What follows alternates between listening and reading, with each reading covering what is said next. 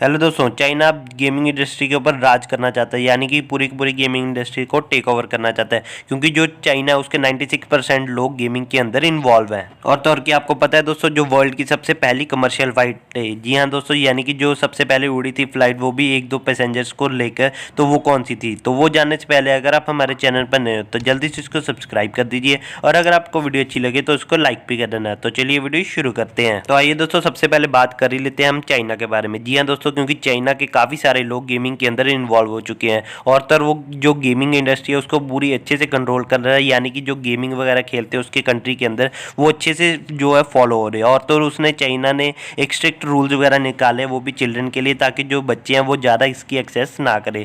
तो जो चाइना वो इसके अंदर सक्सेसफुल भी हो चुका है, और जो चाइना है वो सबसे बड़ी और largest gaming industry in the world है। और तो और क्या आपको पता है दोस्तों, जो उसने स्ट्रिक्ट रूल्स वगैरह निकाले हैं वो कौन से हैं?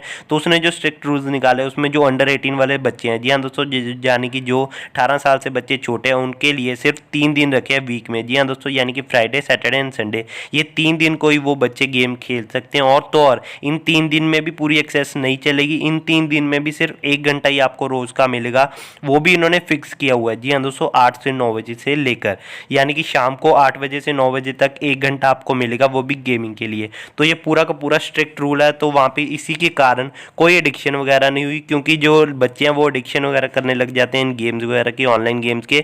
तो इसी के लिए जो चाइना है उसने सिर्फ फ्राइडे, सैटरडे, संडे 3 दिन दिए है। इसके बावजूद भी वो सबसे बड़ी और बिगेस्ट इंडस्ट्री गेमिंग इंडस्ट्री की है। और तो और क्या आपको पता है दोस्तों, जो उसके 96% लोग हैं वो भी गेमिंग में इन्वॉल्व है, ज़्यादातर ये बच्चे यूथ है। और तो और जो उनकी गेमिंग है वो भी बहुत ही फेमस है।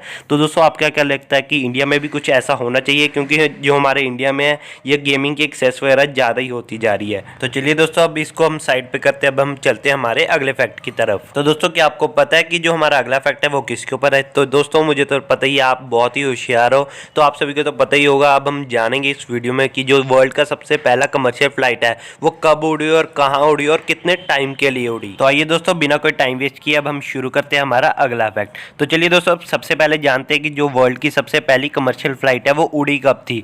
तो वो बताया जा रहा है वो हुई थी 1 जनवरी 1914। जी हाँ दोस्तों, यानी कि न्यू ईयर के दिन हुई थी, वो भी 1914 को। और तो जो इसका ड्यूरेशन था, यानी कि ड्यूरेशन की हम बात बाद में करते हैं। तो सबसे पहले जानते हैं उड़ी कहाँ पे थी। तो ये जो फ्लाइट हुई थी वो हुई थी अमेरिका में। तो अगर हम इसकी स्पेशली बात करें कि कौन सी जगह पे थी, तो ये जो इसका रास्ता था वो था सेंट पीटर्सबर्ग से टेम्पा।